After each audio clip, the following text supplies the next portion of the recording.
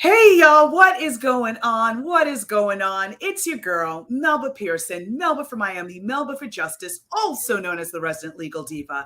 And it is time for another Mondays with Melba. March, as you know, is Women's History Month.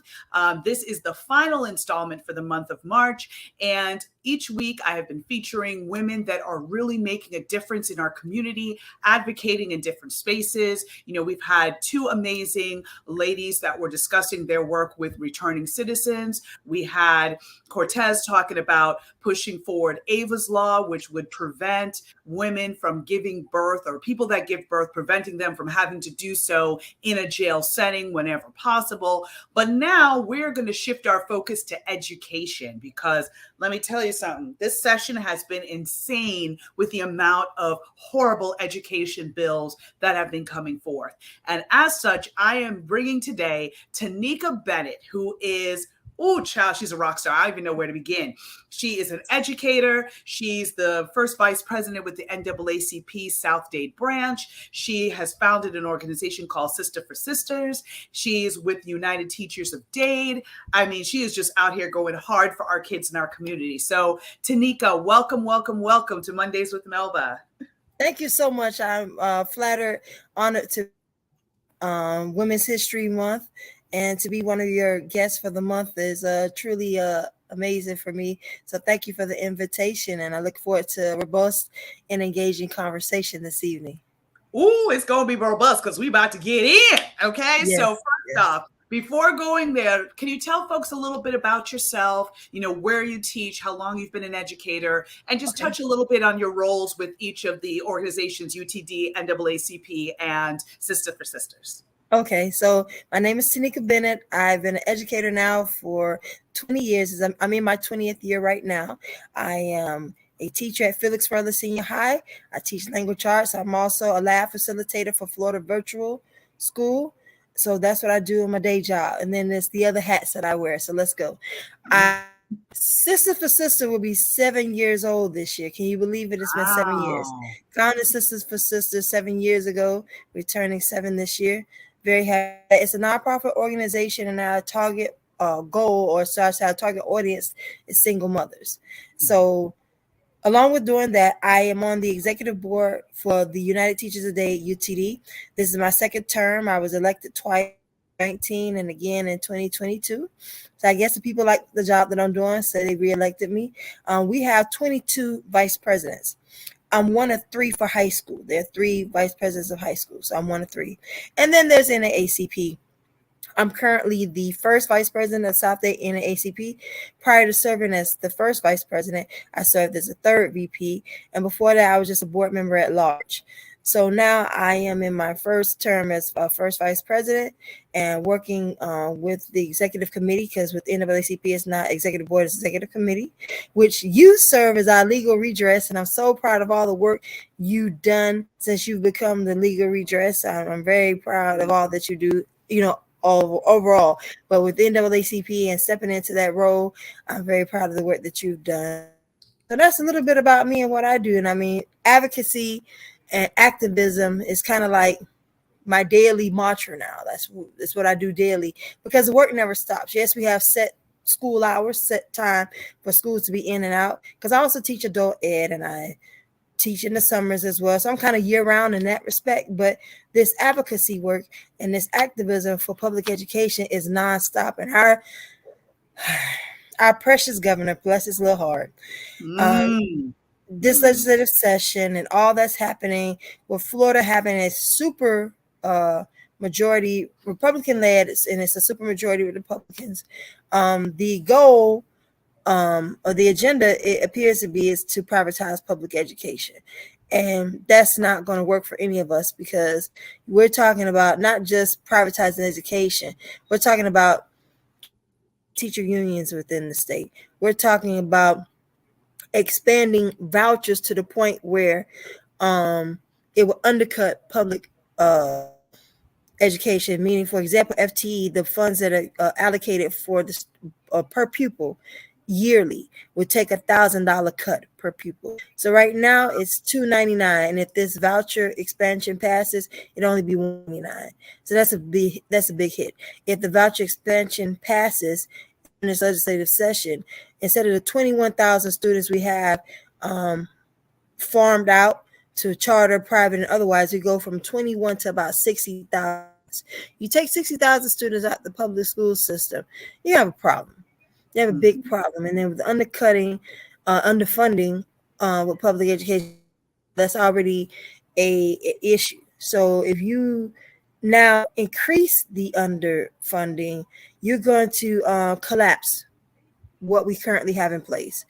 Your teacher unions through the state are the only party that can negotiate your contract, discuss salary and all of that. So if bills pass, I'm going to think of the name of it in a minute. Give me a second. It's SB.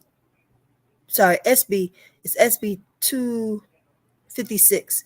Yes, if that passes, yes, we're going to have a problem because 2 years ago, the governor said, okay, the threshold for your teacher union must be 50%, 50 plus one. Now he's saying it has to be at 60% workforce, a part of the union.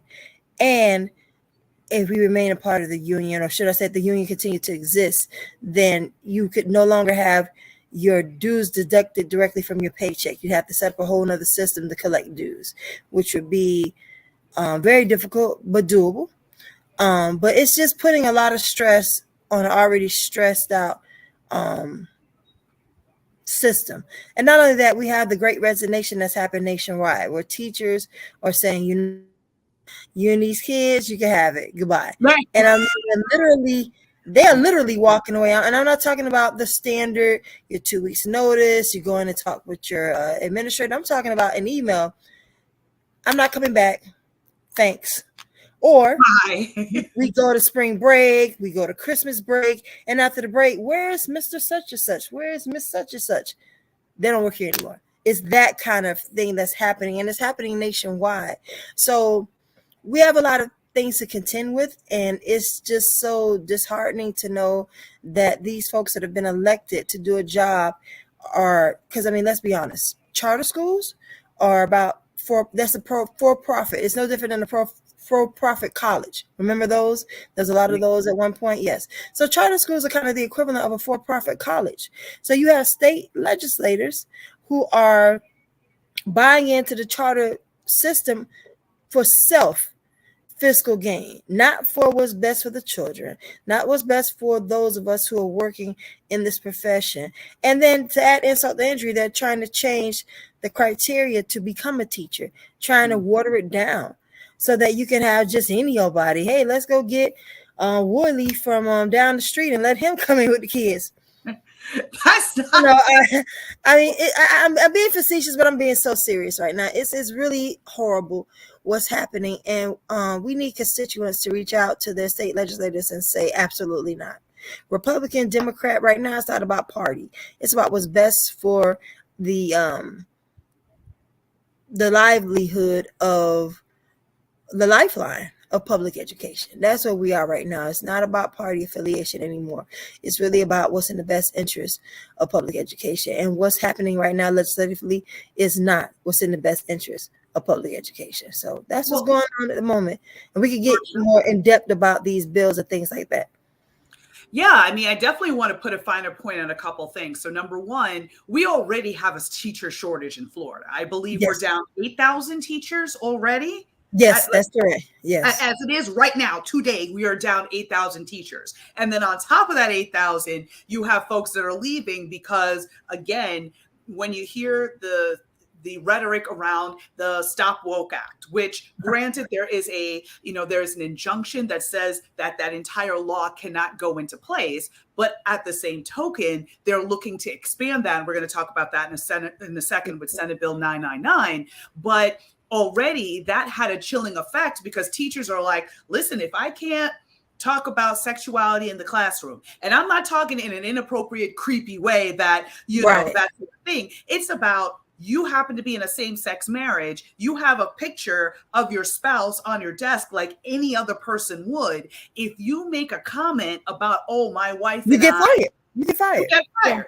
So why would you're already underpaid because we don't pay our teachers properly in this state. We Thank already you. have them digging into Yes. their pockets to buy chalk, to buy supplies for the classroom. And then now you can't talk about anything in your personal life because that means you're going to get fired. That's not exactly making it easier for quality teachers to stay. And so Right. now that's why they're trying to address it by watering down the criteria. But that again affects the type of education our kids get, because if the people aren't well educated, well versed in different topics, how are they supposed to impart that knowledge onto our kids? Exactly. And let me just say this. Okay.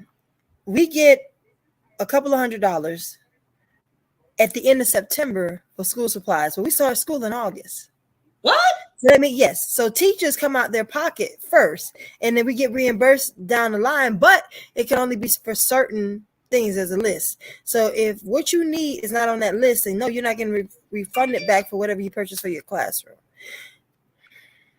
That is Yes. ridiculous. And then the Yes. other aspect that just makes me Oh, and nuts. if you don't spend the money by March in that calendar school year, so you get the money at the end of September, you have it to March to spend it. If you don't spend it all, guess what? It goes back to state, because that happened to me this year. I spent some of it, but then I didn't have time to go look on their site to look at their list to see what I could purchase with it, because I'm busy teaching, I'm busy doing other things. And that deadline came and went, and I was like, gosh, now that's the first time that I had that deadline and not spent all the money. But it's just an example of the lack of care and concern for what we do. And here's the thing. We need stuff all throughout the school year. It's not just August or September. We need stuff throughout the school year. When January comes and the kids gone to winter break and come back, things, and it's just you run out of stuff. You run out of hand sanitizer. You run out of Lysol wipes. You run out of things. You run out of tissue. And guess what? January is cold season and all of that. What you have between the months of January and March, but then there's no more money after March, or if you don't spend it by the beginning of March, then the money goes back to the state and you're left to be back buying stuff out of your pocket again. So just a little FYI on that. Yeah, that's crazy. And then then in revisiting the voucher aspect, so there's a bill, and I'm going to, for everybody watching, I'm going to make sure that I'm linking all of these bills in the comments. If you're listening to the podcast, it will be in the body of the description so that you can click on the links and read more about what we're talking about. But the voucher aspect is really scary because of the fact that basically they're trying to phrase it as parents' choice. So parents have the choice of where to send their kids. They don't have to send them to public school. But the flip side is, of course, wealthier families have always been able to send their kids to private school, was never a big thing. But when you're taking that money out of the public school system and putting it towards these charter and magnet schools, that's defunding the public school system, which is the free place for, everyone's supposed to get the same education in public school. Free right? and appropriate. Free and appropriate. That's the thing too. With the voucher expansion that's being proposed now, it won't matter if you're a doctor or a janitor. Mm-hmm. If you want the money, it's there for you to get. So while it may seem like it's leveling the playing field, those who are more affluent will have an even greater advantage than those who are not. So it's not really leveling the playing field. It's really a smoke and mirror kind of thing that's happening. And then, for example, with the permitless carry bill, they renamed it protection and safety. No, it's not. Listen, there are places in this state where the kids, last week before we went to spring break in Miami, in Dade County and in Broward County, where the kids had these big brawls at the high school, and assault weapons were found in the midst of all this happening. So the kids already treat this as an open carry state anyway, and to go ahead and make that law, it's just going to make things worse than what they are now. I mean, you have teachers who say to me stuff like, I don't bring a briefcase or any of those things anymore to carry papers and this and that. I wear my purse like a body purse where, you just put it on and, you can wear it comfortably. Yeah. Mm-hmm. And because they do that, because if they have to run. Yeah. Isn't that crazy? Yes. This is what our teachers have to think about. It broke my heart when I heard the teacher telling me this last week, Because, I was like, wow, another one of these, and they happened in Dade and Broward on the same day. And, she was like, what, Tanika, I don't bring a lot of stuff to work anymore. I have my body purse so that if we have to run, I have my essentials on me, my ID, my keys, my car keys, and I'm ready to go. And I was like, wow. But that's our reality. Oh, and she told me she had an escape route. So she knows that if there is an active shooter in the building, depending upon which direction it may be coming from, she has an escape route already mapped out to how to get out the building. How is this okay? It's not. It's really not. I And the kids have PTSD. I was talking Mhm. to my daughter. She's 16. And she said in the middle of the day, and she showed me a group chat with her and her friends talking. If an announcement, they interrupt class, make an announcement during the school day. For about 2 or 3 seconds, all the kids are scared that this is where they're going to, code red or whatever the codes are for what type of emergency it is. She said those 2 to 3 seconds, it just unnerves them. So that's what we're dealing with in our schools. But there's not a lot of money being put into mental health for the students or the teachers. Those videos that have been mandated by the state are a joke. Really? The videos are a joke. And you know how they say representation matters? Not all groups are represented in those videos. And these are the videos that came as a result of Parkland. Yes, that's correct. Yes. Yeah. So for folks that don't remember, or for folks that are not from Florida, after the horrible shooting we had at Marjorie Stoneman Douglas, which is located in Parkland in Broward County, this happened like 2017, 2018, around there. 2018, yes. 2018. And then the next legislative session, a huge bill passed with mandating, mental health for schools, more school resource officers. It raised the age to be able to buy a weapon from 18 to 21 because the shooter in this case was 19 years old and was able to buy an assault rifle. All of these, this whole big package came and was passed after the advocacy by teachers, the family members and the survivors of that shooting. But now they're trying to peel some of that back. And even some of the things that they've mandated are not really culturally sensitive or even giving the information that's needed for these kids and the families and the teachers to be able to stay safe. So it kind of defeated the whole purpose. And especially now when we're seeing in this legislative session, they're trying to roll back the age from 21 to 18 after they just passed it for a really good reason, right? Right. They're trying to undo it. So yes, this legislative session is so busy and it really is. With this voucher expansion, I think parents need to really understand. If your child has IEP, if your child has any sort of accommodations, if they're considered ESC with the federal, there's certain federal dollars that come with that, and there's certain federal protections that come with it.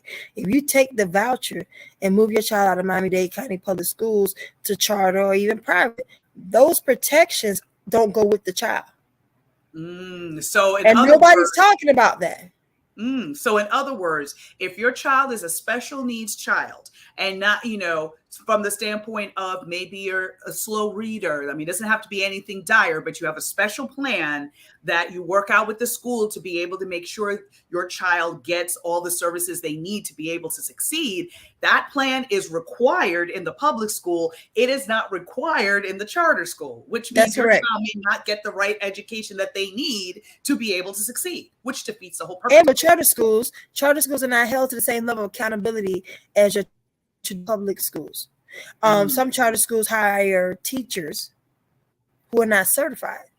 So these are some of the caveats of charter school that nobody is really saying out loud. They're just trying to push it as the best alternative to public schools. Whereas if you just put more funding into, let's say, the Wi-Fi infrastructure in your schools, because we have a lot of technology, a lot of laptops and this and that, but if the Wi-Fi infrastructure is not set up properly, then we can't utilize these things the way we should. So instead of fixing the system that we already have, they're deciding to take funds away and try to build something else, which is insanity. But yes, we need to pivot to Senate Bill 999, which has been the bane of all of our existences since the minute it was introduced. Do you want to talk a Yes. little bit about that and share sort of like your perspective on it? Yes, I have some notes here. Let me pull up my notes. Um, this really affects the collegiate sector because it's basically would remove diversity and inclusion programs. I'm going to use the word programs because that's broad enough to cover everything. But for example, I'm going to read right here from my notes.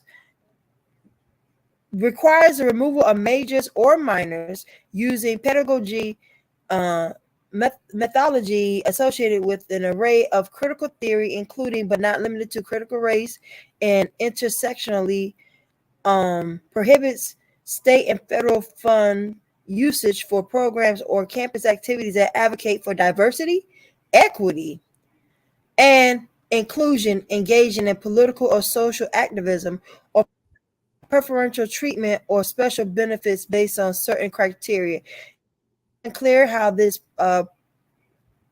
will affect the certain groups of students, but we know that just with that language alone. Okay, so let me put it into perspective for you. If affirmative action is something that has been utilized for admissions or to create or bring about a balance in representation, that will go away. Yeah. That will go away. And that's what makes this bill so disastrous, is this country is a melting pot. Mm-hmm. So diversity, equity, and those things were put in place to make sure that everybody has a fair shot. And if you take that away, what are we left with? Some of the Proud Boys deciding if our kids can get admitted to school. Some of the Proud Boys deciding what our kids can teach. I mean, I'm laughing, but it's really sad. It really is, because when you think about, first of all, I mean, this bill is so insidious and there's so many horrible parts to it. But, when they talk about you can no longer have a major in college of women's studies.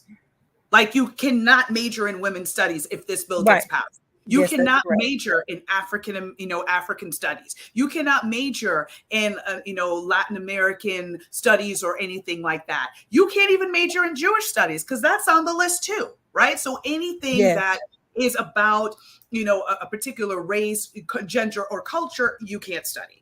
And then when you think about these diversity, equity, and inclusion programs, it's to make sure that these campuses are a melting pot and that the students who may not have had the same start in life are able to kind of adjust. These are programs that help them, get acclimated to the university setting. It gives them a safe space. So if you're feeling like stressed out or you're one of only 2 Black kids in your class, at least you have somewhere to go to be able to through the challenges you're feeling, so that a Black student union would not exist at your PWIs, predominantly white institutions. For those who don't know what PWI is, yes. So things like that would go away. But let me read you one point in this bill. It says general education curriculum and compels faculty speech regarding the teaching of American history, limits instruction of unproven concepts in general education courses. You already know what that means. We won't be able to teach the truth on a college campus. And the stuff they're saying is unproven is in fact proven, right? Right. It's not like it's that's a buzzword. Unproven just means this is something you don't want the student to really divulge in and to learn about. Mm-hmm. Mm-hmm. Yeah, that's why I read it verbatim so that I could be accurate and given the description of what this bill includes. Most of these bills are multi-layered. Okay, they're multi-layered. So you can't just look at the description on the Florida state legislator page, that brief blurb that they have about it. You have to click the links and go into it. Like, for example, 256, 30 pages. Easy. I read over it 3 times, Melba, and I still missed some stuff. I said, but we have great organizations, like for example, UTD. We're doing all to not only inform our members, but we have what it's called EPIC, the Economic Prosperity and EPEC, EPEC, EPIC, Economic Prosperity and Education Coalition. That's what EPIC is. And it was created by UTD to have an alliance with other organizations and businesses that are not directly related to education. And we had an event on March 4th, and we had the AFT president, American Federation of Teachers president, come. We had other people from the community come, and we had the mayor of the Daniela Levine Cava, come and to discuss the impact of some of these bills that are out here. And we're doing all we can to advocate for public education and to fight against what's trying to be done here. This agenda, if you will. The NAACP, we have what was called legislative priorities, and a lot of these bills that we've been discussing today are on that list of educational priorities. And then each local is charged with the responsibility of not just informing, but to create action items for our members to advocate for themselves and be activists for others. So I hope that everyone watching this broadcast will reach out to their NAACP teacher union, wherever you are in the state of Florida, or for that matter, anywhere in the country where these devastating bills are being brought forth in the legislative session, because the Republican governors all across the country have the same agenda. Yep. Mm-hmm. Florida, Texas, Utah, wherever there's a Republican governor. And I learned this going to the NEA, the National Education Association Leadership Summit 2 weekends ago. It's almost verbatim the same language in these bills. Mm-hmm. Mm-hmm. So they already have a little coalition within among themselves to pass this bad legislation nationwide. And if we don't speak up, speak out, and fight against it, we're going to have a big issue nationwide, not just in Florida. I need everybody to know that, because for me, I speculated this was what was going on, but speaking with other educators from other parts of the country and hearing them about the bills that have gone through the legislative sessions, or the ones that are in legislative session now, and I'm like, that sounds just like, wait a minute, that sounds, and then that's what okay, they're all doing the same thing. Mm-hmm. Mm-hmm. I mean, and that the sad thing about that is there is an organized effort, and I'm going to run people back to the movie 13th, by Ava DuVernay, where she was talking about, mass incarceration and the rise. And in that movie, she talks about an organization called ALEC, ALEC, ALEC. And what we discovered in that movie was that basically the reason why we had all these crazy stand your ground laws across the country is that ALEC basically was giving out draft model legislation to different Republican legislators across the country. They were literally introducing those bills, just literally changing the title, the name of the state, and putting their name on it and submitting it. And that's why these identical stand your ground bills were passing around the country. So and ALEC is not to cut you off, but ALEC is a supporter of Governor Ron DeSantis, just FYI. Is the what? They support him. Of course they support him. Yes, they support him. Yes. That tells you everything you need to know. Exactly. Yes, ma'am. Yes, so, I mean, so that's why you're seeing, like, when we're looking at some of these transphobic bills, and it seems like the same bill is popping up in Florida and Utah and here and there. It's because it's the same people that drafted that model legislation, and they're just, boom, sending it out around the country. And then each of these legislators in different states are introducing it. And that's why it's getting passed. So what you're seeing in Florida, you might be like, nah, that's not going to affect me over here. Listen. Where Florida goes, so goes the red part of this country. Yes. So if you're not in like a blue enclave, and even if you are, stay woke, because things can change in a heartbeat. Don't say stay woke, because the governor, he wants to stop woke. He wants everybody to be asleep and very relaxed when he does whatever he wants to do. So please. But no, we want everybody to be awake. We want everybody to be alert, and we want everybody to be paying attention and become activists and advocates for public education and any other disastrous bills that come along that try to silence voices of color, Black voices, brown voices, any marginalized groups. groups that feel like they haven't been heard or haven't been properly regarded before, he really want to try to be quiet. If you thought this was the agenda before, it's now go to sleep.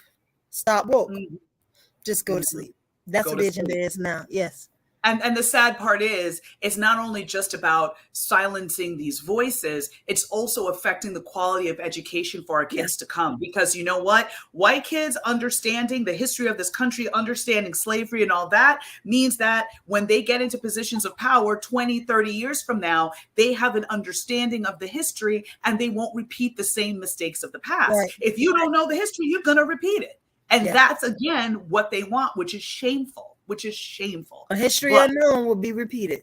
Yes. that is a fact. Tanika, final words. How can folks get in touch with you or Okay. follow the various organizations that you're working with? Because child, time flies when we're talking about craziness. Oh, yes, yes. Time has flown. Okay, so my email address, T as in Tom, Bennett, Bennett 0131 at gmail.com. I'm on Facebook. I'm on Twitter.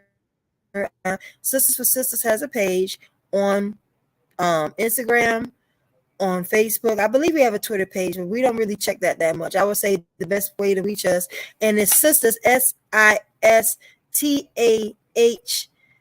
the number 4, which means wisdom, and then sisters spelled the regular way. And we're on Facebook and we're on Instagram for sure. And you can contact me through them. Of course, it's always the South Day NAACP. I do have an email address, the South Day, but it's not quite working yet. That's my fault. I have to contact our webmaster. But if you go to we have a web page. It's www.southdaynaacp.org, if I'm not mistaken. But yes, those are the ways you can contact me. And I'm always out here. I'm with United Teachers a Day. If you call United Teachers a Day and ask for me specifically, a message will be taken and I will be notified and I will get right back to you within at least 48 hours. So for everybody who's listening, just know her contact information will be dropped in the comments. And if you're listening on the podcast, it will be in the body of this description so that you'll have all the information you need to be able to advocate, reach out to your legislators. And if you're not in the state of Florida, you'll have the knowledge of what may be coming down the pike in your particular jurisdiction. So Tanika, thank you so much for all you do in our community. Thank you for always fighting for our kids and for being on the front lines of so many of these issues.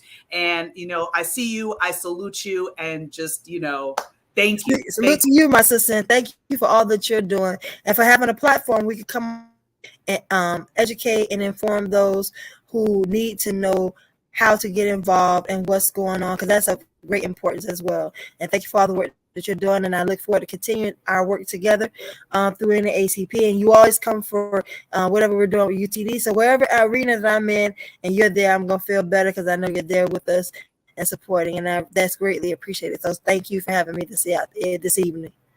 Always, my sister. All right, y'all, take good care, stay woke, and I will see you. Stay woke, yes. Stay woke, yes. Stay woke, y'all.